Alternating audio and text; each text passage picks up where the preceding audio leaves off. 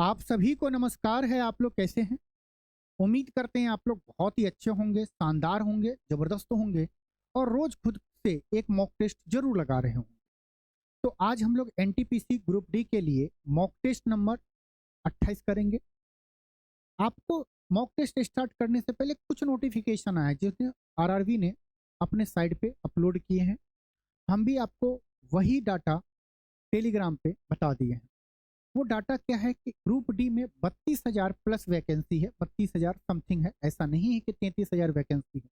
उस 32,000 वैकेंसीज के लिए टोटल 1,08,00,000 से ज्यादा स्टूडेंट ने फॉर्म भरा है। अब आप खुद सोचिए कि आपको किस लेवल का कंपटीशन वहां पे मिलेगा। और जो स्टूडेंट, कुछ ऐसे स्टूडेंट हैं जो कमेंट कर रहे हैं कि सर मुझे इतने मार्क्स आ गए हैं, क्या सफिशिएंट है? नहीं सफिशिएंट है। आपको मैथ और रीजनिंग में 100% स्कोर करना पड़ेगा। जीएस में आप 100% स्कोर नहीं कर सकते हैं। वो 0.1% ही होंगे, वो भी मैं बोल दिया बहुत, जो 100% करेंगे। मुश्किल है। तो कहाँ से क्वेश्चन पूछेगा? कोई सर न पैर है, कितना आप याद करोगे? लेकिन मैथ और रीजनिंग में आप इधर से जा सकते हो, इधर से जा सकते हो, लॉन्ग मेथड जा सकते हो, शॉर्ट मेथड जा सकते हो। क्वेश्चन करने के बहुत सारे होंगे। जो कॉन्सेप्ट आपने अभी तक पढ़ा है उसका अप्लाई कर सकते हो। जीएस में क्या है? अब अकबर की मौत हो गई तो उसमें कोई लॉजिक है? बाबर हो गया है तो हो गया है। लाल किला कहाँ बना है? कुतुब मीनार कब बना है? किसने बनाया? याद रहा तो ठीक है, नहीं याद रहा तो क्या कॉन्सेप्ट लगाओगे? शॉर्ट ट्रिक याद करोगे। तो इसीलिए मैथ और रीजनिंग में आपको बहुत प्रैक्टिस करना है और 100% स्कोर लाना है। तब आप जीएस को स्कोर करके सिलेक्शन ले पाओगे। तो चलिए अपना सेशन स्टार्ट करते हैं। आज के मॉक का पहला क्वेश्चन है, बहुत ही शानदार है। हर क्वेश्चन को पढ़ना है, कॉन्सेप्ट रिवीजन करना है। जरूरी नहीं कि हर एक क्वेश्चन को लॉन्ग मेथड से करें, या जरूरी नहीं है कि हर एक क्वेश्चन को शॉर्ट मेथड से करें। हो सकता है अगर याद रहा तो करेंगे, नहीं याद रहा तो फिर क्या करेंगे? ताली बजाएंगे। पहला क्वेश्चन क्या है? Which of the following numbers is not a perfect square number? इनमें से बताना कौन सा ऑप्शन परफेक्ट स्क्वायर नंबर नहीं होगा। आप क्या वही सोच रहे हैं इसका स्क्वायर रूट निकाल लेंगे सर, इसका निकाल लेंगे, इसका निकाल लेंगे, इसका निकाल लेंगे? जिसका परफेक्ट स्क्वायर रूट नहीं निकलेगा, दशमलव में आएगा, वही क्या होगा? परफेक्ट स्क्वायर रूट नहीं होगा या परफेक्ट स्क्वायर नंबर नहीं होगा। अगर ये सोच रहे हैं तो बिल्कुल गलत।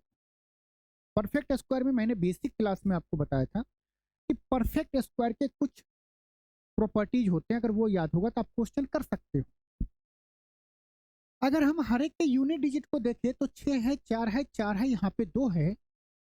हम समझ गए कि ये जो नंबर है ना, ऑप्शन सी, जिसका यूनिट डिजिट 2 है, वो कभी परफेक्ट स्क्वायर नंबर हो ही नहीं सकता है। तो हमारा ऑप्शन कौन सा होगा? ऑप्शन सी हमारा सही है। अगर आप बोले तो कॉन्सेप्ट का रिवीजन कर ले, नहीं तो आगे बढ़े। बताओ, करें? ठीक। 1 मिनट के अंदर में परफेक्ट स्क्वायर का कुछ प्रॉपर्टी को देख लेते हैं। जो परफेक्ट स्क्वायर नंबर होगा, जो परफेक्ट स्क्वायर नंबर होगा, उसका यूनिट डिजिट, यूनिट डिजिट कभी भी 2, 3, 7 और 8 नहीं हो सकता। नहीं हो सकता। मैंने क्या बोला? जो परफेक्ट स्क्वायर नंबर होगा उसका यूनिट डिजिट कभी भी 2, 3, 7 और 8 नहीं हो सकता है। किस ऑप्शन में यूनिट डिजिट है जो इन चारों डिजिट में से है? आप बोलेंगे एक तो है सी, जिसका यूनिट डिजिट 2 है। तो ये कभी भी परफेक्ट स्क्वायर नंबर नहीं होगा। उधर से एक स्टूडेंट बोलेगा सर अगर 2 गो में हुआ तो क्या करेंगे? मैं हूं ना, टेंशन नहीं लेना।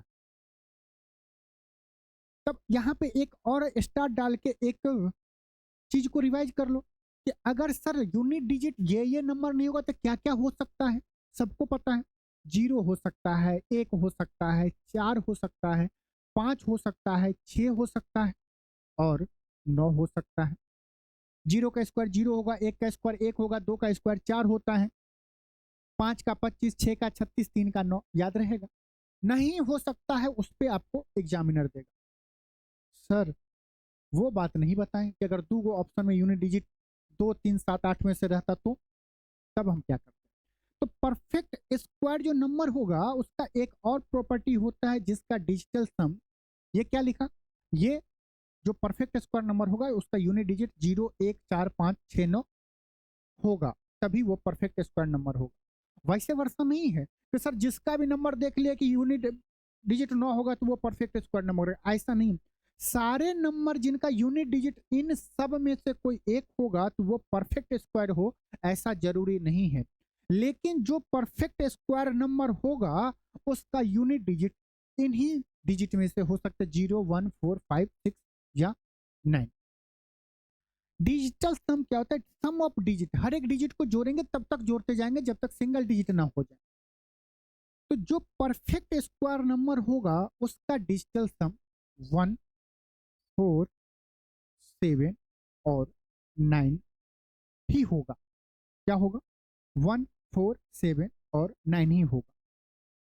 इसका मतलब उल्टा बिल्कुल भी नहीं सही है कि सर कोई भी नंबर होगा जिसका 1 4 7 या 9 डिजिटल सम आ जाएगा वो परफेक्ट स्क्वायर नंबर होगा, नहीं। मैंने क्या, जो परफेक्ट स्क्वायर नंबर होगा उसका डिजिटल सम हमेशा 1 होगा या 4 होगा या 7 होगा या 9 होगा। तो क्या इस चीज को चेक करके देखें कि देखिए इसका डिजिटल सम देखें तो 2 और 3 कितना हो गया, 5, एक 6 और 6 2 8। डिजिटल सम डीएस कितना आया है, 8 आया। क्या डिजिटल सम 1 है, नहीं। डिजिटल सम 4 है, नहीं है। 7 है, नहीं है। 9 है, नहीं है। मतलब कि ये कभी भी परफेक्ट स्क्वायर नंबर नहीं हो सकता है। बाकी अगर आप 3 को चेक करेंगे, चेक करके कमेंट करके बताइए कि क्या उसका डिजिटल सम इन चारों में से आ रहा है या नहीं आ रहा है। आ रहा है तो ए का कितना आ रहा है, बी का कितना आ रहा है और सी का कितना आ रहा है। अगर ये चीज आपको पता नहीं होता तो इस क्वेश्चन को करने में कितना टाइम लगता, ये भी कमेंट में आप जरूर बताइए। चलते हैं नेक्स्ट क्वेश्चन में। नेक्स्ट क्वेश्चन क्या है, 40 वस्तुओं का विक्रय मूल्य 35 वस्तुओं के क्रय मूल्य के बराबर है, तो लाभ अथवा हानि बताइए। क्या दिया गया है, बताएंगे शॉर्ट ट्रिक, और वो कॉन्सेप्ट के थ्रू बताएंगे। 40 क्या दिया है, सेलिंग प्राइस दिए हैं। 40 वस्तुओं का सेलिंग प्राइस बराबर है 35 वस्तुओं के कॉस्ट प्राइस। हम यहां से क्या करते हैं, सेलिंग प्राइस और कॉस्ट प्राइस का रेशियो ले लेते हैं। आप करोगे सीपी को इधर लाओगे, इसको इधर लाओगे, टाइम लगेगा सोचने में। हम क्या बोले, यार देखो ना, रियल लाइफ में भी होता है, तुमने किसी के साथ कुछ तो किया होगा, वो होगी तो तुम्हारे साथ, लेकिन डोली किसी और के साथ सजेगी, होगी तो तुम्हारे साथ। इसका मतलब जिसके साथ जो बैठा है नंबर वो उसका वैल्यू नहीं बताता, वो उसके लिए उसके अंदर में दिल नहीं धड़कता है। किसके लिए धड़कता है, पड़ोसी के लिए।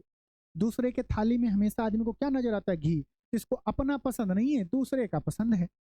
तो एसपी का वैल्यू कितना हो गया, 35, और सीपी का वैल्यू कितना हो गया, 40 हो गया। मतलब 40 रुपया की चीज को हम 35 रुपया में बेच रहे हैं, तो लाभ हो रहा है कि हानि हो रहा है। बोलेंगे सर कैसी बात कर रहे हो, हानि हो रहा है।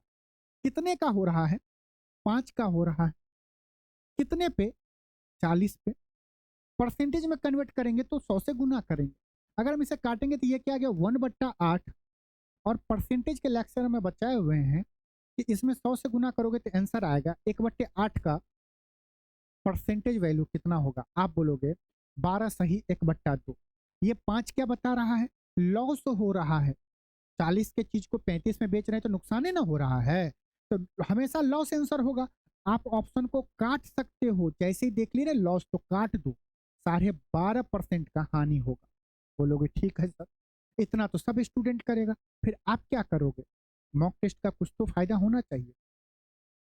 40 वस्तुओं का सेलिंग प्राइस 35 वस्तुओं के कॉस्ट प्राइस के बराबर है। इसका मतलब कि जब हम 40 वस्तु को बेचेंगे, जब हम 40 वस्तु को बेचेंगे तब हमें 35 वस्तु के बराबर पैसा मिलेगा।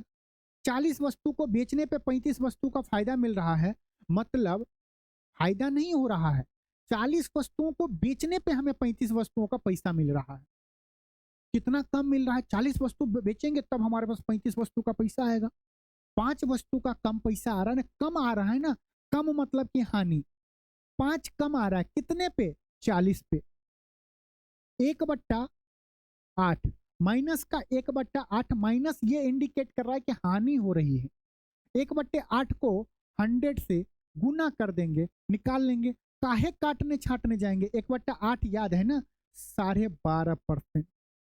माइनस इंडिकेट कर रहा है लॉस होगा, यहां से भी आंसर आपका आ जाएगा। मामला सेट है तो आगे बढ़े।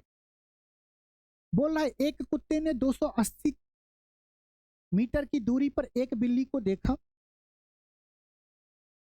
बिल्ली तुरंत ही 10 किलोमीटर की पर आवर की चाल से भागती है और कुत्ता भी उससे पकड़ने के लिए 24 किलोमीटर प्रति घंटा की चाल से उसके पीछे भागता है। कुत्ते को बिल्ली पकड़ने में कितना समय लगेगा? दोनों एक ही डायरेक्शन में भाग रहा है कि नहीं भाग रहा है, रिलेटिव स्पीड घटेगा। कितने डिस्टेंस को कवर कर रहा है?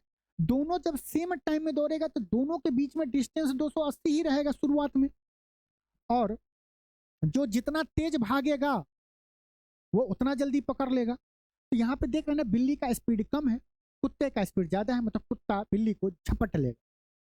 तो हम क्या निकालते हैं, अगर हम बता दें डिस्टेंस कितना है 280 मीटर, दोनों एक डायरेक्शन में भाग रहे हैं, रिलेटिव स्पीड माइनस होगा, 24 में से 10 जाएगा 14 किलोमीटर पर आवर। हमारा आंसर मिनट में है, यहाँ पे मीटर में है। सर किलोमीटर पर आवर को आपने बताया था मीटर पर सेकेंड में कन्वर्ट करने का, मीटर पर मिनट में तो नहीं बताया था, कैसे करेंगे? अरे रुको, 1 किलोमीटर में कितना मीटर है? 1000 मीटर। 1 घंटा में कितना मिनट? 60 मिनट। ये ऊपर चला जाएगा ना 60, जाएगा कि नहीं जाएगा? आप बोलेंगे बिल्कुल जाएगा। काटना शुरू करे तो 2 जीरो से 2 जीरो कट गया, 14 दूनी 28 होगा। अब 2 से 10 मत काट देना, 5, 10 से भाग देना आसान है, 6 दूना 12, 12 में 10 से भाग देंगे 1.2 मिनट। कितने देर के बाद? 1.2 मिनट के बाद कुत्ता बिल्ली को झपाटा मार लेगा। और आपको अच्छा लग रहा है तो चैनल को भी इसी तरह झपट्टे के स्टाइल में सब्सक्राइब कर देना है, घंटी का बेल आइकन को भी दबा देना है, लाइक करना है, कमेंट करना है, शेयर करना है, और इस क्वेश्चन का आंसर दिल से मार के बोलो कितना होगा। दो संख्याओं का योगफल दिया गया है और उनका अंतर दिया है, तो पहली संख्या और दूसरी संख्या का अनुपात ज्ञात कीजिए। आप तो ऑप्शन से कर सकते हो ना, दो संख्याओं का योग a प्लस बी 80 और दोनों का अंतर दिया गया है 8। कमेंट में करना, आपको ऑप्शन मेथड से चाहिए, बहुत आसानी से निकाल सकते हो। हमें यहाँ से a और b का वैल्यू निकालना है। हम क्या बताएं कि दो लीनियर इक्वेशन है, काटा पीटे नहीं मचाना है। a माइनस बी 8 दिया गया है, a प्लस बी 80 दिया गया। दो आदमियों के बीच में 80 रुपया बांटना है, जिसमें एक आदमी को 8 रुपया ज्यादा देना है, जिसमें एक आदमी को 8 रुपया ज्यादा देना है। मम्मी बांटती है कि नहीं बांटती है? दो आदमी में पैसा किसी को ज्यादा देती है कि नहीं देती है? कैसे निकालेंगे? पहले 80 में से 8 मम्मी चुपके से पॉकेट में रख लेगी, बचेगा कितना? 72 रुपया। दोनों को आधा आधा बांट दिया, मतलब ए को भी 36 मिलेगा, बी को भी 36 मिला। 8 रुपये किसको ज्यादा देंगे बोलो? जिसमें से हम घटा रहे हैं, मतलब ए का वैल्यू ज्यादा है, ए को हम 8 रुपये ज्यादा देंगे। 36 8 44, ये कितना आ गया? 36। रेशियो पूछ रहा है ना, 11 से जाएगा 9 से जाएगा, 11:9, ये किसका आया? ए रेशियो बी का। ऑप्शन डी हमारा सही है, ऑप्शन से आप कर सकते हैं। 30 क्वेश्चन है, जिस क्वेश्चन में अगर डिटेल बताएंगे तो शॉर्ट ट्रिक थोड़ा बहुत हिंट्स देते हुए हम आगे चलते जाएंगे। डिफरेंस करके आप निकाल सकते हो। डिफरेंस का वैल्यू दिया गया 8, तो सम कितना आना चाहिए? 80, वहां से आप कर लो। देखो ये दिया गया है पी बाई क्यू के फॉर्म में दिया गया, हमें एलसीएम बताना है, तो जब भी फ्रैक्शन का अगर हमें एलसीएम निकालना तो हम क्या करते हैं ना कि पी बाई क्यू जो फ्रैक्शन है, अगर हमें इसका एलसीएम निकालना है, पी बाई क्यू एक ही नहीं बहुत सारे फ्रैक्शन होंगे, तो हम क्या करते हैं अंश का एलसीएम लेते हैं, पी का एलसीएम ले लेंगे और क्यू का एचसीएफ निकालते हैं। अगर आप बोलो सर एचसीएफ के बारे में थोड़ा सा यहीं पे रिवीजन करा दोगे तो मजा आ जाएगा, बोलेंगे करा देते हैं।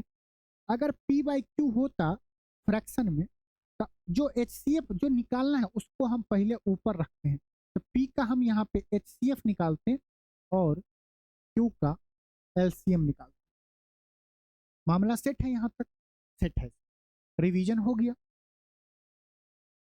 अब क्वेश्चन कैसे करें, मतलब एलसीएम निकालना मतलब नीचे वाले टर्म का हमें एचसीएफ होना चाहिए।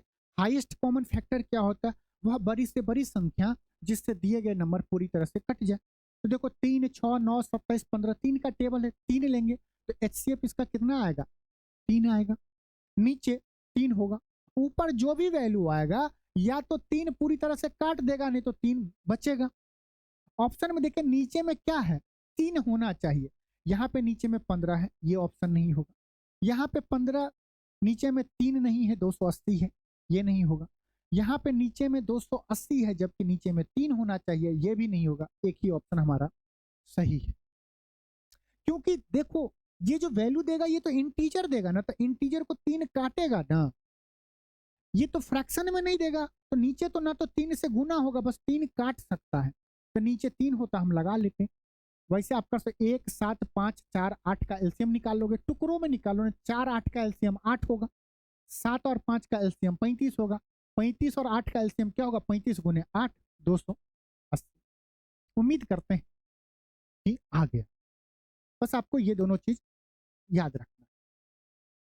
दिया गया है कि एक धनराशि चक्रवृद्धि ब्याज की निश्चित दर पर 3 वर्षों में स्वयं की 8 गुनी हो जाती है, जबकि ब्याज की गणना वार्षिक चक्रवृद्धि आधार पर की जाती है, तो ब्याज की दर ज्ञात कीजिए। लंबा फॉर्मूला नहीं लगाना है, क्या करना है, दिया गया है 3 साल में कोई अमाउंट अपने का कितना हो जा रहा है, 8 गुना हो जा रहा है, हो जा रहा है। तो 1 साल में कितना होगा, हम बार बार बोले हुए हैं 1 साल से 3 साल जाने के लिए हमें क्यूब करना पड़ता है, तो 3 साल से 1 साल आने के लिए हमें क्यूब रूट करना पड़ेगा। तो हम क्या करते हैं, इसका रेशियो ले लेते हैं।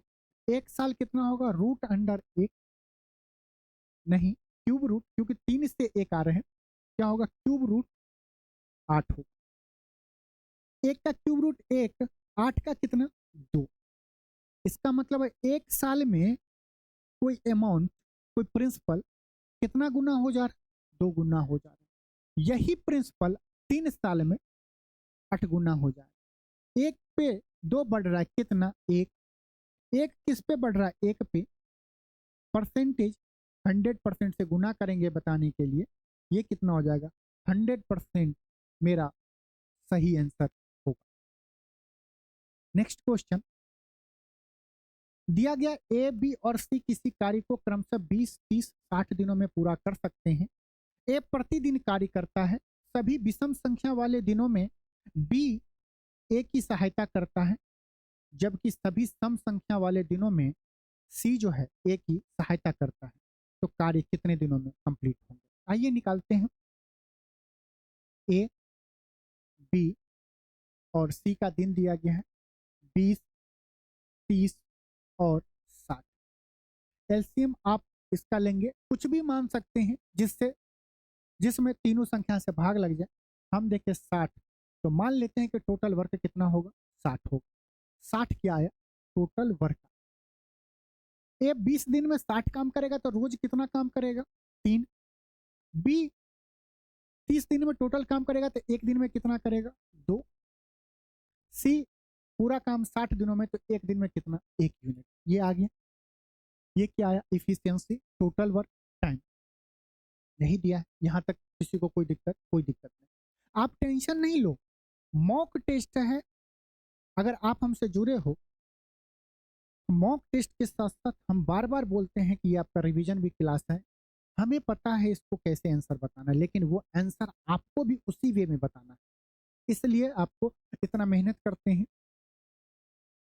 क्वेश्चन में दिया कि ए प्रतिदिन दिनों में पूरा कर सकता है, ए प्रतिदिन कार्य करता है, सभी विषम संख्या वाले दिन में बी ए की सहायता देता है। विषम संख्या क्या होता है? एक विषम है, दो नहीं है, तीन विषम है, मतलब कि जिस संख्या में दो से भाग देंगे नहीं कटे तो वो विषम होगा।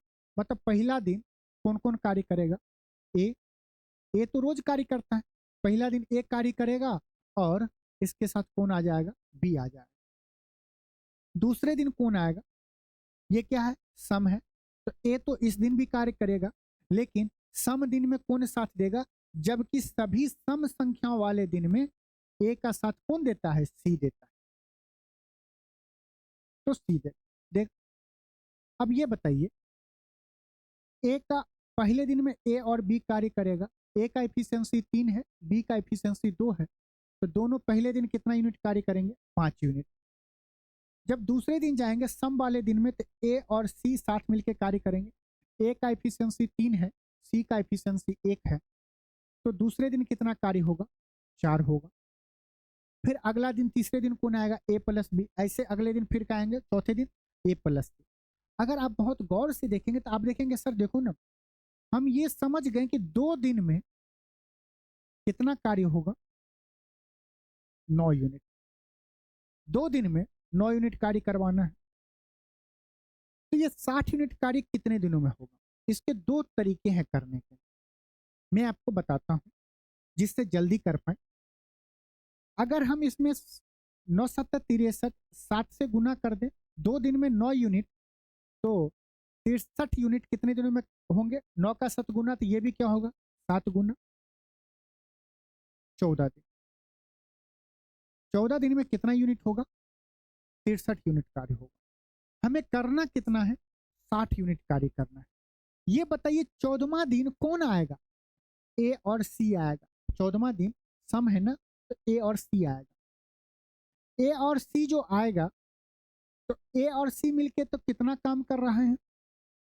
4 यूनिट।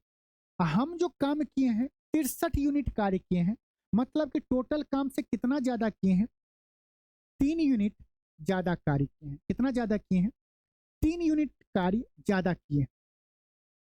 14 दिन में 63 यूनिट हो गया, 3 यूनिट ज्यादा कार्य किए हैं।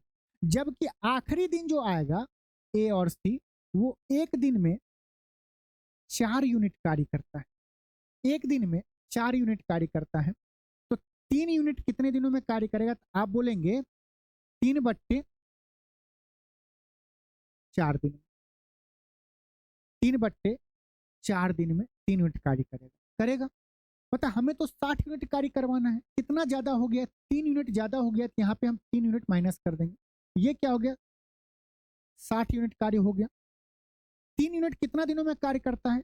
63 यूनिट रहता तो 14 दिन में कार्य होता, लेकिन 3 यूनिट कितना दिनों में कार्य कर रहा है? 3/4 दिनों। यहाँ पे भी माइनस करना पड़ेगा दिन, क्योंकि इफिशियंसी को टोटल वर्क में से 3 घटा दिए हैं। अब ये होता 14 में से 3/4 करेंगे। कैसे करेंगे? हम बताएं कि 13 लिख दीजिए, यहाँ पे क्या 1 माइनस 3/4 कर दीजिए। इसको सॉल्व करेंगे तो क्या होगा? 13। जब एक में से कोई फ्रैक्शन घटाना हो तो आपको क्या करना है? 4 में से 3 घटाइए तो 1 बचेगा, नीचे में 1 लिख दीजिए। 13 सही 1/4 दिन में कितना कार्य होगा? 60 यूनिट। अगर ये चीज आप समझ जाते हैं ना दोस्त, फिर से रिपीट करके देखना, ये मेथड नहीं मिलेगा आपको कहीं पे। वो मिलेगा कि पहले हम 6 दिन में निकाल लें, फिर 1 दिन निकाल लें, फिर 1 दिन करें, फिर 1 दिन। ऐसा क्यों करें? हमें तो 60 यूनिट काम करवाना है ना, हम किसी भी तरह करवा लें। 3 यूनिट घटा दिए, यहाँ से 3 यूनिट का वैल्यू निकाल के उतना दिन घटा दिए, बात खत्म। ये देखिए दिया गया कि निर्देशांक अक्षों और सरल रेखा दिया है। सरल रेखा क्या है? 5x plus 7y equal to 35। इस इक्वेशन से एक त्रिभुज बनता है, तो उस त्रिभुज का एरिया बताना। इसके लिए हमें कोऑर्डिनेट चाहिए, चाहिए कि नहीं चाहिए? हमें जो कोऑर्डिनेट लिखते हैं वो x कॉमा y के फॉर्म में लिखते हैं पहले x फिर y।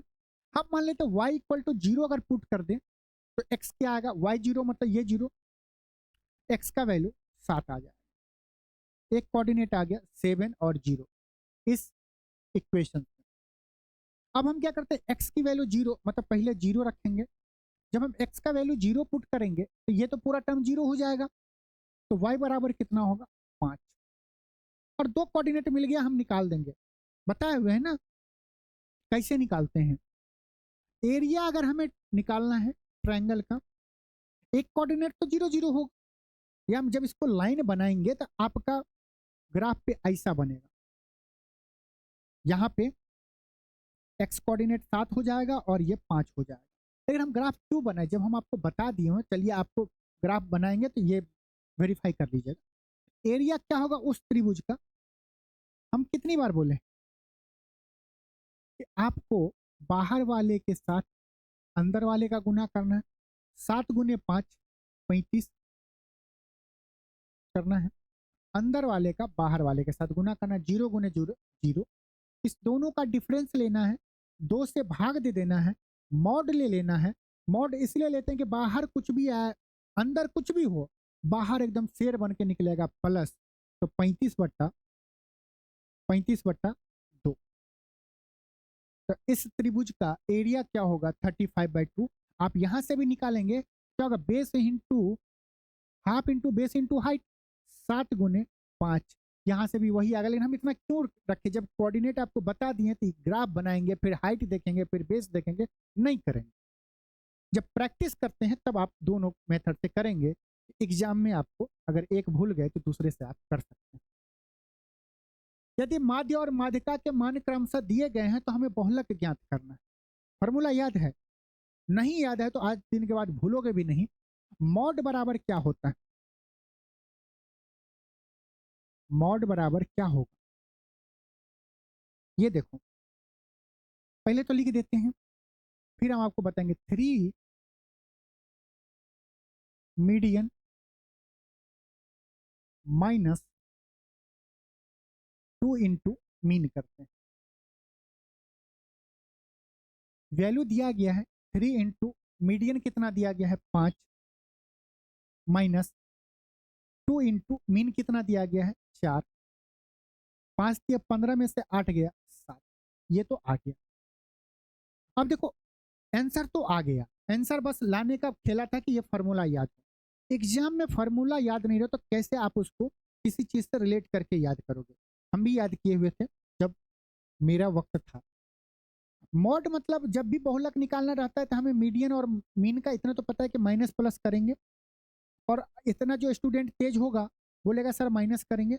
अब माइनस हम 3 मीन के साथ लगाएं कि मीडियन के साथ, मीडियन में से घटाएंगे या मीन में से घटाएंगे, कुछ नहीं करना है। मॉड का फार्मूला बताओ, आज के बाद कभी भी नहीं भूलोगे। ये बताओ मीडियन में कितने लेटर हैं। आप बोलोगे सर लाल पेन से लिख के थोड़ा सा बता दें, मीडियन में कितने लेटर हैं, 1 2 3 4 5 6, 6 लेटर हैं। मीन में कितने लेटर है, 1 2 3 4, 4 लेटर हैं। कौन सा बड़ा वैल्यू है, तो बोलेंगे 6 लेटर वाले, पहले मीडियन आएगा, मतलब बड़े वाले वैल्यू में से हम घटाते हैं ना जनरल, तो पहले क्या आएगा मीडियन, पहले आएगा मीडियन, फिर क्या आएगा मीन आएगा, मीन, और घटाना ही है। इतना तो याद रहेगा कि मॉड जब भी निकालते तब मीडियन और मीन को घटाते हैं, ये पता है। लेकिन किस में से किसको घटाते ये नहीं पता है, भूल जाते हैं। अब ये बताओ दोस्त, मीडियन में कितना डिजिट, 6 डिजिट है, 6 का आधा 3, 6 का आधा कितना 3। मीन में कितना डिजिट, 1 2 3 4, 4 डिजिट, 4 का आधा 2। हो गया फॉर्मूला तैयार, मजा आया। तो बोलो मॉड बराबर 3 मीडियन माइनस 2 मीन, आज के बाद नहीं भूलोगे और आगे बढ़ोगे। चलिए क्वेश्चन पढ़िए। देखिए मैं आपको सही बता दूं, आप लोग बिल्कुल मत घबराइए कि सर मॉक टेस्ट में 15 क्वेश्चन हो जाता, इतना टाइम लगेगा, ये लग रहा है। हमें उससे कोई मतलब नहीं, हमारा बस टारगेट है हर मॉक टेस्ट में 30 क्वेश्चन होना है। बच्चे एक बार बैठे तो 30 के 30 मैथ के क्वेश्चन करें, और जिससे आपको बेनिफिट क्या होगा कि रोज आपका रिवीजन हो रहा है। और आप ये देखेंगे बहुत सारे टीचर हैं जो परसेंटेज का डाल देंगे प्रीवियस ईयर का, ये टॉपिक का डाल देंगे प्रीवियस ईयर का। ये पता नहीं कि एक टॉपिक परसेंटेज ले ले, परसेंटेज हमें पता है पिछला क्वेश्चन हम क्या किए थे, उससे पहले क्या किए थे। एग्जाम में ये थोड़ी कि पहले बोलेगा परसेंटेज का इस पेपर में होगा दूसरे में नहीं होगा। ये आ गया, आपका माइंड तुरंत स्विच करना चाहिए कि इस क्वेश्चन में कौन सा कॉन्सेप्ट लगाना है। और जब आप यहाँ पे तैयारी कर लेंगे तभी आप एग्जाम हॉल में अच्छा परफॉर्मेंस कर सकते हैं। तो आपको खुद डिसाइड करना है कि हम कैसे क्वेश्चन को करें, टॉपिक वाइज करें या कंप्लीट करें, मिक्सचर करें। आइए अब ये क्वेश्चन को पढ़िए, बहुत ही आसान क्वेश्चन है। क्वेश्चन में दिया है कि उस बिंदु के निर्देशांक ज्ञात कीजिए जो बिंदु 2,4 और 7,9 को जोड़ने वाली रेखा को आंतरिक रूप से 1:2 के में विभाजित, 1:2 के अनुपात में क्या करते हैं, विभाजित करेगा। क्वेश्चन क्या बोला है, क्वेश्चन तो समझ में आना ही चाहिए। पहले क्वेश्चन में बोला है कि दो कोऑर्डिनेट दिए गए हैं, एक ये लाइन है, दो कोऑर्डिनेट है, क्या क्या है, 2,4, और यहाँ पे ये कोऑर्डिनेट क्या है, 7,9। इस कोऑर्डिनेट को मिलाया। अब क्या कि इसके निर्देशांक हमें बताना है, जोड़ने वाली रेखा को आंतरिक रूप से इसको 1:2 में क्या कर रहे हैं, विभाजित कर रहे हैं। तो हमें ये पॉइंट है एक्स कॉमा वाई का वैल्यू बताना है, क्या होगा।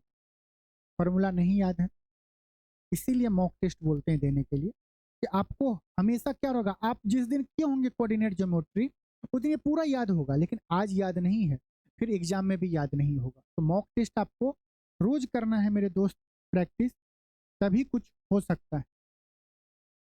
हमें जो एक्स का वैल्यू निकालना है वो कैसे निकालेंगे, हम क्या करेंगे, ये जो एक है, जब एक्स की वैल्यू बात करें तो ये कोऑर्डिनेट मतलब एक्स वाई दिया गया है, ये भी एक्स वाई दिया गया। आप नाम ले सकते हैं x1 y1, x2 y2। हम ऐसा नहीं करेंगे, हम सीधे क्या बताएंगे, ये वैल्यू एक्स बताएगा, ए वाई बताएगा, ठीक है।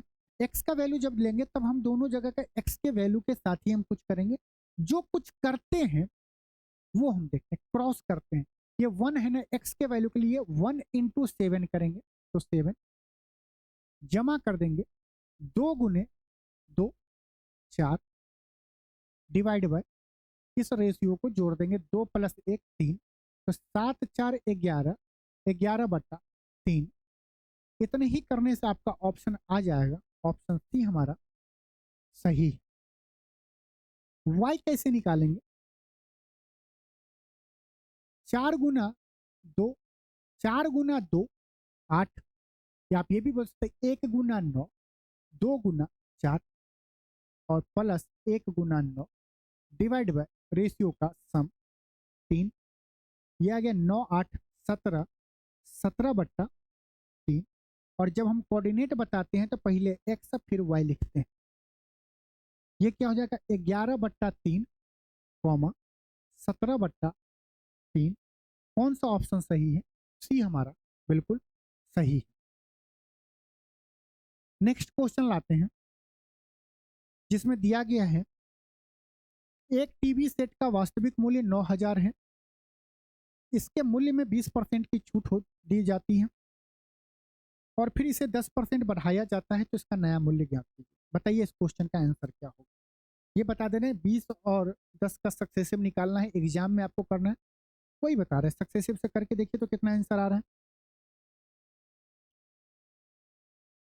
और कोई डाउट हो तो पूछिए कमेंट।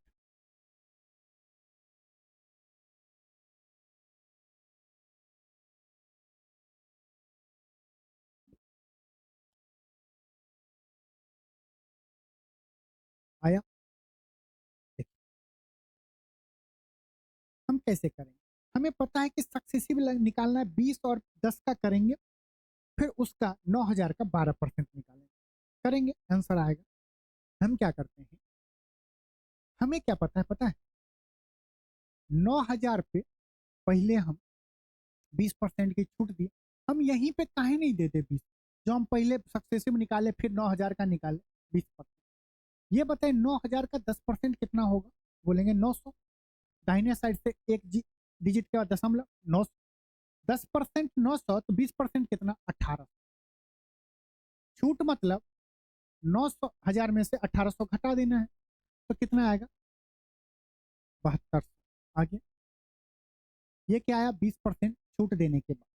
अब क्या बोल रहा है क्वेश्चन में, और फिर इसे 10% बढ़ा दिया जाता है, तो 7200 का 10% बढ़ा देंगे, प्लस करना, 7200 का 10% 720,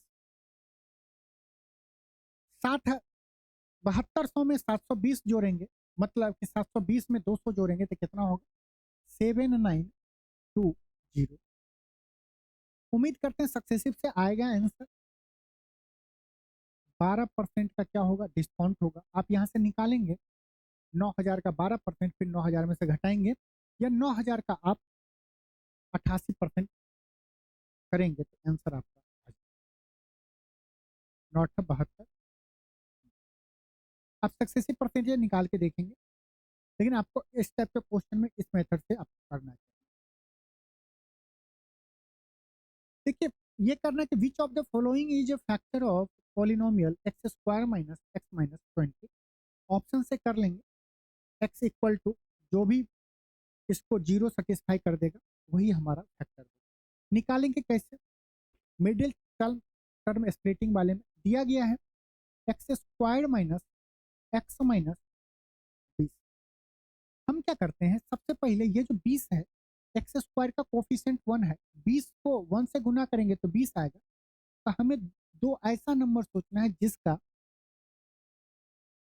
जिसको गुना करने पे कितना आना चाहिए? माइनस का 20, और उसी दो संख्या को जोड़े, तो एक्स का कोफिशिएंट क्या है? 1 है, तो माइनस का 1 आना चाहिए। हो गया। आप बोलेंगे 20 को सर 5 और 4 में हम तोड़ेंगे तो 5 चौक 20 होता है। बोलेंगे बिल्कुल।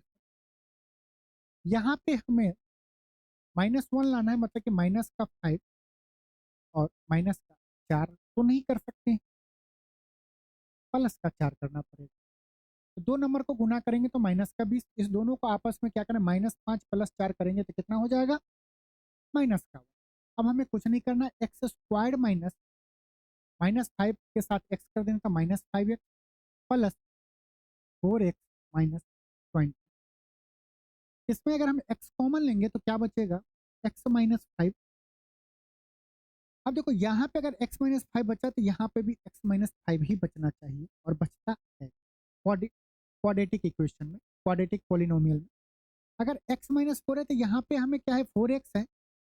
हमें अगर इसमें 4 से गुना कर देंगे तो आ जाएगा 4x माइनस 20। हो गया। इस दोनों में अगर हम कॉमन लेंगे तो x माइनस 5 है, और बचा क्या? x plus 4। फैक्टर कौन कौन सा दिया गया है? x minus 5, x plus 4। Plus वाला तो दिया नहीं गया, माइनस वाला दिया गया, x माइनस 5 हमारा सही है। कभी कभी क्वेश्चन में दोनों फैक्टर दे देंगे तो वो ऑप्शन हमारा सही हो। अब ये क्वेश्चन पढ़िए, दिया गया एक व्यक्ति ने 9 घंटे में 61 किलोमीटर की दूरी तय की। उसने कुछ दूरी 4 किलोमीटर प्रति घंटा की चाल से पैदल तय की, और कुछ दूरी 9 किलोमीटर प्रति घंटा की चाल से साइकिल से तय की। तो उसने कितनी दूरी पैदल तय की? नॉर्मल क्वेश्चन है कि हम क्या मान लेंगे कि मान लेते हैं कुछ जो डिस्टेंस होगा जो पैदल चला होगा, पी यूनिट मान लेते हैं। पी को p/4 करेंगे, और 61 में से p घटा के डिवाइड बाय 9 करेंगे तो टोटल टाइम आ जाएगा, वहां से कर लेंगे। तो हम चाहते हैं कि ये क्वेश्चन आपके लिए होमवर्क दे दे, और इसका आंसर आप कमेंट में जरूर बताएंगे कि कितना आंसर होगा। नेक्स्ट क्वेश्चन चलते हैं, जहां दिया गया है, आराम से पढ़िए, कि किसी बक्से में 1 रुपये, 50 पैसे और 25 पैसे के सिक्के हैं, और उनका अनुपात 1:2:3 है। यदि 50 पैसे के सिक्के की संख्या 80 है तो बक्से में कितने रुपये होंगे। आइए क्वेश्चन करते हैं। दिया गया 1 रुपया 50 पैसे और 25 पैसे के एक बक्से में कुछ पैसे हैं, कुछ रुपये हैं, जिसमें कुछ 1 रुपया होगा, कुछ 50 पैसे, कुछ 25 पैसे। इसका रेशियो दिया गया है 1:2:3 दिया गया। अब हम क्या करते हैं कि ये जो पैसा है ना, इसको रुपये में कन्वर्ट करेंगे तो ये क्या हो गया 1 रुपया। 50 पैसा मतलब कि 1/2 रुपया। 25 पैसा मतलब कि 1/4 रुपया। यही होगा। हम 1 को 1 से गुना करेंगे तो कितना हो जाएगा 1 रुपया। मतलब उस बक्से में हम जो ये जिस रेशियो में पैसा है, रेशियो है, उसको अगर हम इसमें गुना करेंगे तो हमें टोटल पैसा आएगा। 1/2 गुने 2 करेंगे, ये कितना आ जाएगा 1 रुपया। ये कितना आ जाएगा 3/4 रुपये। ये क्या है रेशियो में आया। 3/4 अच्छा नहीं लग रहा तो सब में 4 से गुना करेंगे तो ये क्या आ गया 4 रुपया। रेशियो 4 रेशियो 3 आ गया। हमसे बोला जा रहा है कि 50 पैसे के सिक्के की संख्या कितनी है 80 है। 50 पैसे वाला कौन सा बता रहा है, ये बता रहा है 4 यूनिट। हमने क्या क्या हर एक को रुपये में कन्वर्ट कर दिया। ये बताइए 80 को सिक्का 50 पैसे का है, मतलब कितना रुपया है। आप बोलेंगे 4 यूनिट का वैल्यू 40 रुपया, क्योंकि हम सबको रुपया में कन्वर्ट किए हैं। 80 पैसा मतलब 50 पैसे वाला 80 को सिक्का है, मतलब कि 40 रुपया है। 4 का कितना गुना, आप बोलेंगे 10 गुना। तो कुल पूछ रहा है तो कुल कितना रुपया होगा 4 4 8 3 11, कुल 11 रुपया है। तो ये भी कितना गुना हो जाएगा 10 गुना। इसका मतलब 110 रुपया। उस बक्से में कितने रुपये थे 110 रुपये थे। आइए इस क्वेश्चन को करते हैं। यदि x बराबर दिया गया है, y बराबर दिया गया है, z बराबर दिया गया है, तो X Y comma Y Z comma Z X का लॉसोपा बताना है। अक्सर स्टूडेंट क्या करता है, sir X Y Y Z Z X हमें लॉसो लेना है तो एक्स वाई जेड ले लेंगे सर। एक्स वाई जेड के जगह पे, एक्स के जगह पे वैल्यू, जेड की जगह पे वैल्यू, वाई की जगह वैल्यू रख देंगे, आंसर आ जाएगा और आप गलत हो जाएंगे। पहले बोला है कि एक्स गुने वाई करना है। एक्स गुने वाई अगर हम करेंगे तो ये क्या आएगा, देखो बेस सेम हो तो पावर जुड़ जाता है। यहाँ पे 2 का बेस 1 है, यहाँ पे 2 का बेस 3 है। ये हो जाएगा 2 के पावर 4 इंटू 3 के पावर 3। इसी तरह अगर हम वाई जेड निकालें तो वाई जेड क्या होगा, 2 का पावर 3 है, 2 है, 5 हो जाएगा। इन 3 का पावर 3 हो जाएगा। यहाँ पे 1 है, यहाँ पे 2 है। इसी तरह अगर हम जेड एक्स निकालें तो जेड एक्स क्या होगा, 2 का पावर 2, 2 का पावर 1 तो 2 का पावर 3 गुना 3 का पावर वहां पे 2 है, यहाँ पे 2 है, 3 का पावर 4। उम्मीद करते हैं यहाँ तक में किसी को कोई दिक्कत नहीं हुआ है तो पूछिए। अगर हुआ है तो कमेंट करिए, नहीं तो इजाजत दीजिए कि आगे बढ़े। अगर हम सबका एलसीएम लेंगे तो एलसीएम क्या होगा, बोलेंगे सर एलसीएम में क्या होता है कि जो देखेंगे कि प्राइम फैक्टर में लिखा हुआ है, बोलेंगे बिल्कुल। हर एक जगह कौन कौन सा प्राइम फैक्टर है, तो 2 है 3 है। एलसीएम में भी 2 और 3 तो होगा ही होगा। अब 2 के पावर की बात करें तो यहाँ पे 2 का मैक्सिमम पावर क्या है 5, तो 5 लिखेंगे। 3 का मैक्सिमम पावर क्या है 4, तो 4 लिखेंगे। एलसीएम क्या है 2 के पावर 5 इंटू 3 के पावर 4। आंसर में गुना करके दिया गया है, गुना करके आंसर लाएंगे। हम बोलेंगे कि यार देखो 3 के पावर 4 मतलब क्या हुआ 9 का स्क्वायर, मतलब 9 के स्क्वायर से गुना होगा, मतलब 9 से भाग होना चाहिए। सम ऑफ डिजिट 4 2 6 2 8 8 16, 9 से नहीं हो रहा है विभाजित। 5 4 9 हो रहा है, ये 8 नहीं हो रहा, मतलब कि ये पूरी संख्या 9 से विभाजित नहीं होगी। ये देखिए 9 हो रहा है, 4 2 6 2 8, 9 से नहीं विभाजित हो रहा है। ये देखिए 9 हो रहा है, 5 4 9 हो रहा है। हमारा आंसर क्या होगा 2592। जब आप इसे गुना करेंगे एकदम दिमाग को बहुत अंदर तक दर्द पहुंचा के देंगे तब आएगा 3592, 2592। क्यों करेंगे? 2 का पावर 5, 32, 81 का स्क्वायर करेंगे फिर गुना करेंगे, आंसर दिया गया। ए और बी एक साथ मिलकर किसी कार्य को 35 दिनों में पूरा कर सकते हैं। ए अकेला उसी कार्य को 60 दिनों में पूरा कर सकता है। बी को अकेला उसी कार्य को पूरा करने में कितना दिन समय लगेगा? आप लोग एलसीएम लेंगे, हर एक स्टूडेंट एलसीएम लेगा। हम बार बार बताएं कि जब इस टाइप का क्वेश्चन दिया हो, ए प्लस बी 35 दिन में कर रहा है, ए अकेला उसी कार्य को 60 दिनों में कर रहा है, तो बी अकेला उसी कार्य को कितने दिनों में अकेला करेगा? हम बोले दोनों के दिन को गुना करो 35 गुने 60, दोनों के दिन का डिफरेंस ले लो 25, 25 से काटेंगे 5 बार में, 35 को काटेंगे 7 बार में जाएगा, 5 से काटेंगे 12×5 = 60, 12×7 = 84। बी अकेला उस कार्य को कितने दिनों में करेगा? 84 दिन। दोनों के दिन को गुना करना है, दोनों का डिफरेंस लेना है, आंसर आ जाए। दिया गया 90 मीटर गुने 40 मीटर माप वाले एक तरन ताल में डुबकी लगाते हुए यदि एक आदमी का औसतन 8 मीटर क्यूब पानी विस्थापित करना, मतलब कि अगर एक आदमी उस तालाब में डुबकी लगाएगा तो औसतन कितना मीटर पानी उछलेगा? 8 मीटर क्यूब। वॉल्यूम कितना बढ़ेगा? 8 मीटर क्यूब बढ़ेगा। तो उन सभी के डुबकी लगाने से तरन ताल का जल का स्तर, सिंपल समझो, एक तालाब में हमने डुबकी लगाया, एक आदमी अगर डुबकी लगाता है तो 8 मीटर क्यूब पानी का जल स्तर बढ़ता है, जिसका माप दिया गया है 90 गुने 40। हमसे पूछा जा रहा है कि अगर 150 पुरुष उस तालाब में एक साथ डुबकी लगाएंगे तो वॉल्यूम कितना इंक्रीज करेगा, उसका हाइट में विस्थापित पानी कितना ऊंचा होगा। सिंपल है, ये रेक्टा क्या है? क्यूबाइड है। क्यूबाइड का वॉल्यूम क्या होता है? Length into width into height, 90 गुने 40 गुने एच होगा। एक आदमी डुबकी लगाता है तो कितना? 8 मीटर। 150 आदमी लगाएगा, उन्हें 150, ये दोनों वॉल्यूम इक्वल हो गए, इक्वल कर देंगे। काटना शुरू करें, कहाँ से शुरू करें? आप बोलेंगे जब ज्यादा क्वेश्चन आ जाता है ना, काटने का मजा आने लगता है, तो मन करता है कहाँ से शुरू कर, कंफ्यूजन। 8×5 = 40, 100 को काटेगा, 5×3 = 15, 30 बार में। एक जीरो से एक जीरो कट गया, 3 9 को काटेगा 3 बार में, तो एच बराबर क्या होगा? 1/3। ये किस में आया? मीटर आया। हाइट कितना बढ़ जाएगा? 1/3 मीटर। 1 मीटर में कितना सेंटीमीटर?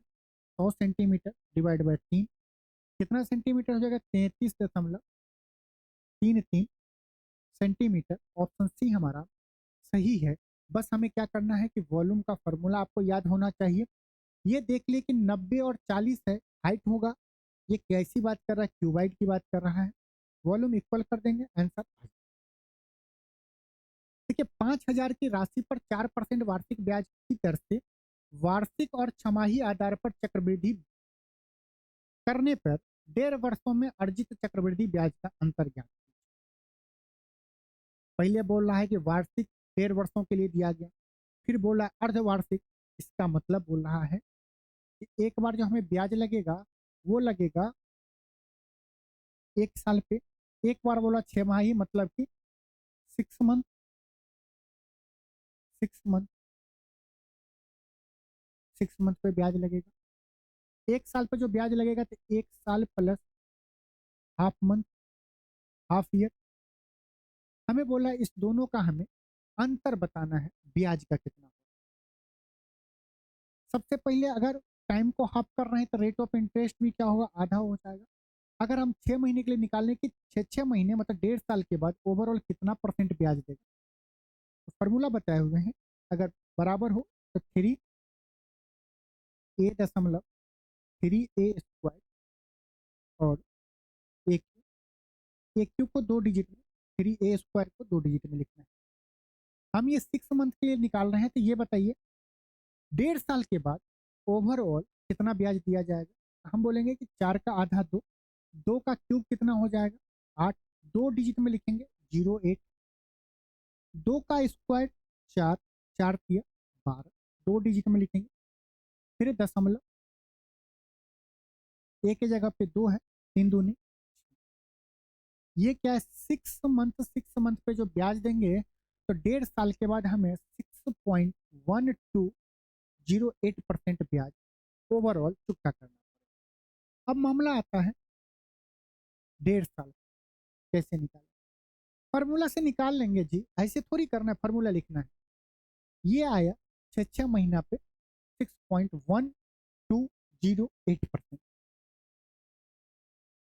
पहले में 5,000 की भी बात नहीं कर रहे हैं।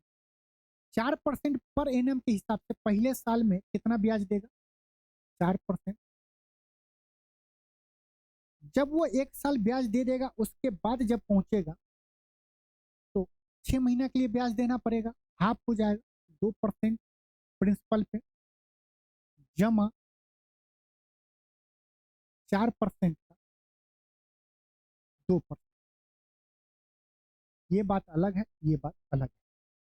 अगर हम इसे कैलकुलेट करें तो क्या होगा, 4 और 2 6, 4 दूना 8, 1% हटा दे तो 0.08, ये क्या आ जाएगा 6.08%।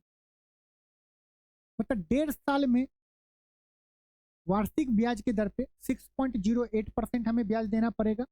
छमाही करेंगे तो 6.1208।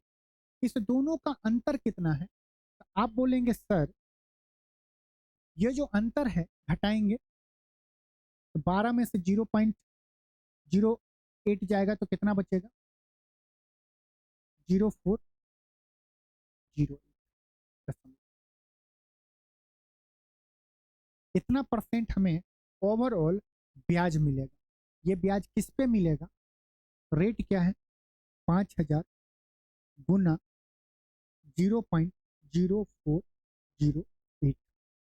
परसेंटेज मतलब कि नीचा में 2 जीरो, दशमलव हटाएंगे तो नीचा में 4 गो जीरो, 3 गो जीरो से 3 गो जीरो खत्म हो गया, हो गया। 5 से इसको काटेंगे 2 बार में, 2 से इसको काटेंगे 204, 204/100 है, कितना हो गया, दशमलव 4 रुपया हमें क्या होगा, अंतर है। रिपीट करना है तो वीडियो को फिर से पीछे करिए और देख लीजिए। 6 महीना का निकाल लिए, 1.5 साल का निकाल लिए। ये क्या था, 1.5 साल का रेट ऑफ इंटरेस्ट 4%, ये क्या था 2% हो जाएगा। यहां से हम पहले इंटरेस्ट परसेंटेज निकाले, दोनों का अंतर कर लिए, उतना परसेंटेज निकाल। आइए नेक्स्ट क्वेश्चन। किसी संख्या के 1/2, 1/3, 1/5 का योग उस संख्या से 12 अधिक है तो वह संख्या ज्ञात कीजिए। इन जनरल अगर आप करेंगे तो आप क्या करेंगे पता है, संख्या x है, x का 1/2 प्लस 1/3 प्लस 1/4 करेंगे। 12 अधिक मतलब माइनस एक्स बराबर 12 है। हमें यहाँ से x का वैल्यू निकालना पड़ेगा, यही बोल रहा है। अब हम कैसे करेंगे, 1/2 का परसेंटेज मान कितना होगा, आप बोलेंगे 50% होगा। 1/3 33 सही 1/3%। 1/5 20%। अरे जब परसेंटेज में दिया तो फ्रैक्शन में क्वेश्चन नहीं करते हैं आसानी करने के लिए, अभी फ्रैक्शन में दे दिएगा तो परसेंटेज में करेंगे। तो टोटल कितना सम आ गया, आप बोलेंगे 103 सही 1/3। हमसे बोला इस तीनों को जोड़ने के बाद उस संख्या से 12 अधिक है।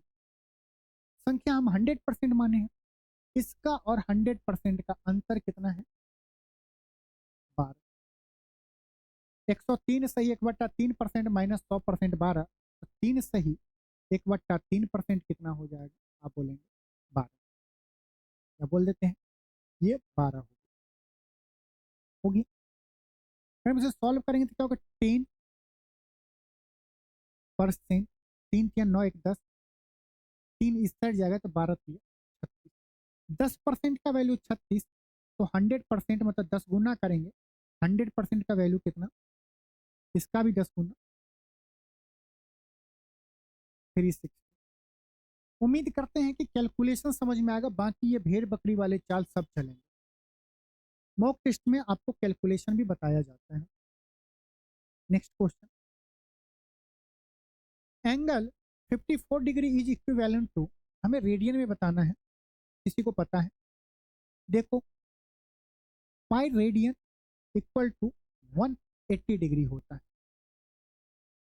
तो हम अगर पूछे कि 1 डिग्री बराबर पाई रेडियन बटा 180 हो जाएगा, तो 54 डिग्री क्या होगा? 54 डिग्री पाई बट्टा 180 गुना 54, 18 3 54, ये हो जाएगा 3 पाई बट्टा 100। ये किसका वैल्यू आया? 54 डिग्री का रेडियन में, 3 पाई बाई 10। ये क्वेश्चन बताने के पीछे का मकसद बस इतना था मेरे दोस्त, आपको ये पता हो कि रेडियन और डिग्री के बीच का रिलेशन क्या होता है। नेक्स्ट क्वेश्चन, 12 15 21 का एलसीएम और एचसीएफ हमें बताना है, क्या होगा? हम लोग हाईएस्ट कॉमन फैक्टर क्या होता है? ऐसी संख्या जिससे दिए गए संख्या पूरी तरह से विभाजित हो। आप बोलेंगे बिल्कुल सर सटीक बोल रहे हो, 3 से भाग देंगे 12 हो रहा है, 15 हो रहा है, 21 हो रहा है। 21 से भाग देंगे तो 21 तो हो रहा है, लेकिन 15 नहीं हो रहा, तो ये ऑप्शन नहीं होगा। अगर हम ऑप्शन सी पे जाएं, ये क्या एचसीएफ का वैल्यू है, 6 से भाग देंगे 12 हो रहा है, 15 नहीं हो रहा है, ये भी ऑप्शन नहीं होगा। अब देखो यहाँ पे 140, यहाँ पे 420। एलसीएम क्या होता है? लिस्ट कॉमन मल्टीपल, वह वैल्यू जिसमें दिए गए नंबर से भाग लग जाए। आप बोलोगे कि देखो 21 से 140 में अगर भाग दें, कट नहीं रहा है, क्योंकि 7 21 से भाग मत देने रखना, 21 को तोड़ो, 7 दिया 21, इसमें 3 है, 3 से कब कटेगा? जब 4 1 5, यहाँ पे सम ऑफ डिजिट 3 से कटना चाहिए, नहीं कट रहा है। ऑप्शन ए हमारा सही है, कर सकते हैं ऑप्शन के थ्रू। बाकी एलसीएम निकालेंगे, एचसीएफ निकालेंगे, आंसर आएगा 420 और 3। दिया गया कि यदि ए का वेतन बी के वेतन से 20% कम है, फ्रैक्शन टू परसेंटेज में बताएं कि 20% का वैल्यू कितना होता है? 1/5 होता है। कमी मतलब कि हम इंडिकेट करते हैं कि ये वैल्यू कम है। तो दूसरा वैल्यू कहते हैं बी को, तो बी का वेतन एस के वेतन से कितना अधिक है? एक वैल्यू अगर एक आदमी कम है तो दूसरा ज्यादा होगा। क्वेश्चन में कभी दे देगा ज्यादा, दिया रहेगा तो कम पूछेगा। हमसे अधिक पूछ रहा है, हम क्या करेंगे? माइनस को प्लस में कन्वर्ट करेंगे। ऊपर भगवान है, कोई छेड़ेंगे नहीं, ऊपर एक लिखेंगे, डिवाइड बाय 5 में ये जो ऑपरेशन है उसके साथ एक करेंगे, 5 में एक जाएगा तो 4, 1/4 का परसेंटेज वैल्यू क्या होता है? बोलेंगे 25%। हमारा आंसर कौन सा होगा सही? बी हमारा सही होगा। ए का वेतन बी के वेतन से 20% कम है, तब बी का वेतन ए के वेतन से 25% ज्यादा होगा। दिया गया ए माइनस बी बराबर 5, ए स्क्वायर प्लस बी स्क्वायर बराबर 41, तो ए बी का मान बताना है। हिट एंड ट्रायल कर सकते हैं, लेकिन बहुत आसान है तो आप डायरेक्ट फार्मूला लिख दीजिए। ए माइनस बी का स्क्वायर क्या होता है? आप बोलेंगे A square plus B square minus 2ab होता है। ए माइनस बी 5 है, 5 का स्क्वायर 25 बराबर ए प्लस ए स्क्वायर प्लस बी स्क्वायर का वैल्यू 41 माइनस 2ab। यहाँ से अगर ए बी निकालें, 41 में से 25 जाएगा 16, और 16/2 8 हो जाएगा। ए बी का वैल्यू 8। कभी कभी एग्जाम में बेसिक क्वेश्चन भी फार्मूला पूछ लेता है, तो निकालना। दिया गया है 5 पाइपों द्वारा एक टैंक को भरने में 80 मिनट लगते हैं। इसका मतलब समझिए, 5 पाइप किसी कार्य को या एक टंकी को 80 मिनट में पूरा भर दे रहा है। आगे पूछो तो समान विमाओं वाले 8 पाइप द्वारा उसी टंकी को भरने में कितना समय लगेगा? 8 टंकी, 8 पाइपों को कितना टाइम लगेगा? मान लेते हैं वो टाइम टी। ये दोनों इक्वल हो गए क्योंकि दोनों जगह काम सेम है। 8 से इसको काटेंगे तो टाइम कितना हो जाएगा? 50। बात मिनट में हो रहा है तो 50 मिनट हमारा आंसर होगा। नेक्स्ट क्वेश्चन, दिया गया है 42.25 का स्क्वायर रूट बताना है। देखो ये तो पता है ना कि दशमलव का 2 डिजिट पता है ना, 42.25 का स्क्वायर रूट क्या होगा। दशमलव को पहले भूल जाओ, तो 42.25 का स्क्वायर रूट क्या होगा। अरे ना पता है तो ऑप्शन से देख लो। ऑप्शन 42.25 का स्क्वायर कितना होता है, 65 होता है। 65 का स्क्वायर ही होगा ना, क्योंकि यूनिट डिजिट पे 5 है, 5 का स्क्वायर 25, 6 में 1 बढ़ाएंगे तो 7, 7 छक 42, ये आया 65। देखो दशमलव का 2 डिजिट है तो स्क्वायर रूट निकालेंगे तो दशमलव का 1 डिजिट आएगा, ये क्या आएगा 6.5 आएगा। या आप डायरेक्ट यहाँ से लिख सकते हो कि 42.25 मतलब 42.25 का स्क्वायर रूट कितना होता है 65। स्क्वायर करने पे हमें दशमलव का 2 डिजिट आया है तो स्क्वायर रूट करने का दशमलव का 1 डिजिट आएगा। ऑप्शन कौन सा होगा सही, ये हो दिया गया। 4, 9 एंड 12 का फोर्थ प्रोपोर्शनल निकालना है। फोर्थ प्रोपोर्शनल बहुत आसानी से होता है, हमें निकालना है फोर्थ। हमें कुछ नहीं करना, फोर्थ निकालना है तो कैसे बढ़ना है, थर्ड इंटू सेकेंड, एक बार में दो ही को रखना, नीचे फर्स्ट कर देना है। जिस सीक्वेंस में लिखा उसी सीक्वेंस में लिखे 1, 2, 3। थर्ड नंबर क्या है 12, सेकेंड नंबर क्या है 9, फर्स्ट नंबर क्या है 4। 4 तिया 12, 9 तिया 27। हमारा आंसर क्या होगा, ऑप्शन सी हमारा सही है। प्रोपोर्शन देखो, जैसे 1 दिया गया है, 2 दिया गया है, ratio proportion, third ratio, fourth दिया है। फोर्थ प्रोपोर्शन मतलब कि हमें फोर्थ निकालना है। ये क्या होगा, second into third divide by first होता है। या आप इसको ऐसे भी समझो कि दोनों नजदीक वाले समान होते हैं, फर्स्ट इंटू सेकेंड थर्ड, और थर्ड वाले इक्वल होते हैं, इक्वल टू 1 इंटू 4। यहाँ से आप निकाल सकते हैं, जैसे भी याद करना है आप कर लीजिए, निकाल लीजिए। दो संख्याओं का योग दिया गया है 27 और उनके वर्गों का अंतर दिया गया है 243। हमें उनके अंतर बताना है। गौर से देखेंगे तो 27 का ये कितना गुना है। अगर 10 गुना बोलते तो 270 होता, तो 10 गुना से कम है। 7 को हम कितनी बार पढ़े, यूनिट ये 3 आना चाहिए, आप बोलेंगे 9 7 63 होता है, मतलब 27 का ये 9 गुना है। आंसर क्या होगा, नहीं। ऐसा इसलिए कि x प्लस वाई का वैल्यू आपको दिया गया है 27, X square minus Y square दोनों का अंतर दिया गया, तो उसका फॉर्मूला क्या होता है, X plus Y into X minus Y equal to 243। यहाँ से अगर एक्स माइनस वाई आप निकालेंगे तो क्या होगा, 243 डिवाइड बाई 27। 27 से भाग देंगे, टेबल याद है तो 9 बार में। आंसर क्या होगा अपना, 9 हमारा सही हो। दिया गया यदि किसी त्रिभुज का आधार और ऊंचाई क्रमशः 6 सेंटीमीटर और 8 सेंटीमीटर है तो त्रिभुज का क्षेत्रफल ज्ञात कीजिए। मौखिक कर सकते हैं, आंसर क्या आएगा आप हमें कमेंट करके बताइए क्या आंसर आएगा। दिया गया a/3, b/3, c/3। यहाँ पे देखिए कि हर एक जगह पावर, यहाँ पे देखिए पावर 1 है, पावर 1 है, पावर 1 है। आपको कुछ नहीं करना है, a का वैल्यू 2 रखना है, b का वैल्यू 3, c का वैल्यू 5 रखना है। अगर यहाँ पे पावर अलग अलग रहता तब हम वैल्यू मान के करते। a का वैल्यू 2, b का वैल्यू 3, c का वैल्यू 5, तीनों का सम कितना हो जाएगा 10, डिवाइड बाय c का वैल्यू कितना है 5, टोटल आंसर कितना है 2। हमारा ऑप्शन ए हमारा बिल्कुल सही। दिया गया यदि दो संख्याओं का अनुपात 3:4 है और उनका HCF 4 है तो उनका लॉस ऑफ क्या होगा, एलसीएम क्या होगा। जब भी एलसीएम निकालना है तो आपको हमेशा 4, और ये जो रेशियो में जो भी वैल्यू दिया गया, रेशियो छोटी वैल्यू देता है, जब इससे ज्यादा छोटा हम नहीं कर सकते हैं। HCF इंटू उस रेशियो को आपस में गुना कर दीजिए, 4 गुने 3 होगा। आप ऑप्शन से भी जा सकते हैं, 4 चौक 16 या 48। ऑप्शन डी हमारा बिल्कुल सही है। तो उम्मीद करते हैं कि आप लोग 30 के 30 क्वेश्चन खुद से भी किए होंगे। एक बार फिर से इस क्वेश्चन को ट्राई करिए, हर एक कॉन्सेप्ट को रिवाइज कर लीजिए। तो चलिए मिलते हैं नेक्स्ट मॉक टेस्ट में। आप सभी लोग अपना ख्याल रखिएगा और रोज मॉक टेस्ट जरूर दीजिएगा। नमस्कार, जय हिंद।